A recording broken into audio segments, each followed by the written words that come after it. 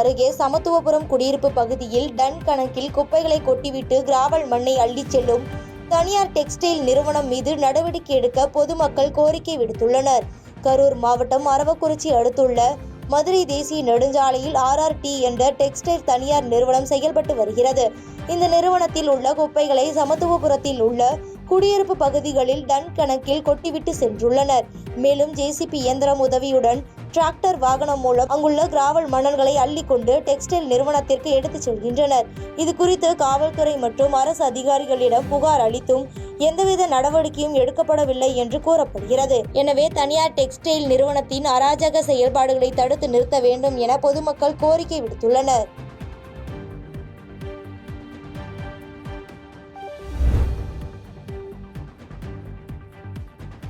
தென்காசியில் குழந்தைகள் தினத்தை முன்னிட்டு குழந்தைகளுக்கு எதிரான கொடுமைகளை தடுத்தல் குறித்தான விழிப்புணர்வு பேரணி நடைபெற்றது. நவம்பர் 14 குழந்தைகள் தினத்தை முன்னிட்டு தென்காசி மாவட்ட ஆட்சியர் வளாகத்தில் குழந்தைகள் நலன் மற்றும் சிறப்பு சேவைகள் துறை சார்பில் குழந்தைகளுக்கு எதிரான கொடுமைகளை தடுத்தல் குறித்து விழிப்புணர்வு பேரணி நடைபெற்றது. மாணவர்கள் மற்றும் பணியாளர்கள் பங்கேற்ற விழிப்புணர்வு பேரணியை மாவட்ட ஆட்சியர் கமல் கிஷோர் கொடியசைத்து துவக்கி வைத்தார்.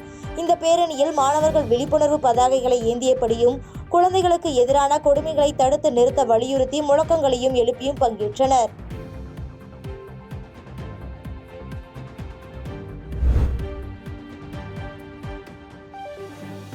குழந்தைகள் தின விழாவினை முன்னிட்டு உதகை அரசு தாவரவியல் பூங்காவில் பள்ளி மாணவ மாணவிகள் இயற்கைக்கு உகந்த மர நாற்றுகள் மற்றும் மூலிகை தாவரங்களை வழங்கினர். குழந்தைகள் தினம் நாடு முழுவதும் கொண்டாடப்பட்டு வரும் நிலையில் உதகையில் இயங்கி வரும் தனியார் பள்ளி மாணவ மாணவிகள் இயற்கையை பாதுகாக்கும் வகையில் தாவரவியல் பூங்காவில் வருகை புரிந்த சுற்றுலா பயணிகளுக்கு மரநாற்றுகள் மற்றும் மூலிகை தாவரங்களை வழங்கி விழிப்புணர்வை ஏற்படுத்தினர்.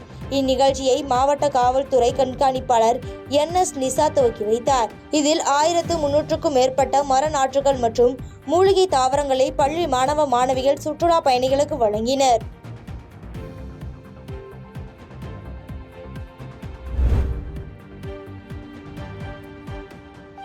பெரியகுளம் குடிநீர் சுத்திகரிக்கும் நிலையம் சுத்தம் செய்யும் பணி நடைபெற்று வருவதால் நாளை குடிநீர் விநியோகம் செய்யப்பட மாட்டாது என நகராட்சி நிர்வாகம் அறிவித்துள்ளது. தேனி மாவட்டம் பெரியகுளம் பகுதியில் வசிக்கும் பொதுமக்களுக்கு நகராட்சி நிர்வாகம் சார்பாக சோத்துப்பாறை அணையில் இருந்து குடிநீர் சுத்திகரிப்பு நிலையத்திற்கு தண்ணீர் கொண்டு வரப்பட்டு சுத்திகரிப்பு செய்யப்படுகிறது.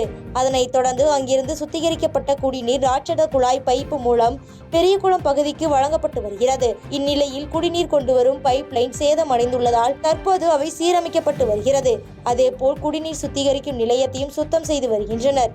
இதனால் பெரியகுளம் பகுதியில் நாளை வரை 2 நாட்களுக்கு குடிநீர் விநியோகம் நிறுத்தி வைத்துள்ளதாக நகராட்சி நிர்வாகம் தெரிவித்துள்ளது.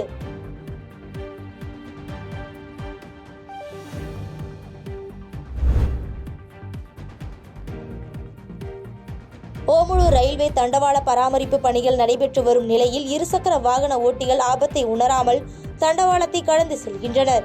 சேலம் மாவட்டம் ஓமலூரில் இருந்து மேட்டூர் செல்லும் நெடுஞ்சாலையின் குறுக்கே மேட்டூர் ரயில்வே இருப்பு பாதை செல்கிறது. இருப்பு பாதையில் தற்போது தண்டவாள பராமரிப்பு பணிகள் செய்யப்படுகிறது. இதனால் சாலை அடைக்கப்பட்டு மேட்டூர் வாகனங்கள் மாற்று பாதையில் செல்ல அறிவுறுத்தப்பட்டது. இந்நிலையில் இருசக்கர வாகன ஓட்டிகள் ஆபத்தான முறையில் ரயில்வே தண்டவாளங்களை கடந்து செல்கின்றனர். பெரும்பாலான வாகனங்கள் வந்து திரும்புவதால் போக்குவரத்து பாதிப்பு ஏற்பட்டு வருகிறது. இதனால் சேலத்தில் இருந்து மேட்டூர் செல்லும் வாகனங்கள் பெரும் அவதிக்குள்ளாயினர். பாதகம் செய்பவரை கண்டால் நாம் பயங்கொள்ளலாகாது பாப்பா, மோதி மிதித்து விடு பாப்பா, அவர் முகத்தில் உமிழ்ந்து விடு பாப்பா. அண்மை செய்திகளை உடனுக்குடன் தெரிந்து கொள்ள இணைந்திருங்கள் இயம்நாடு தொலைக்காட்சியுடன்.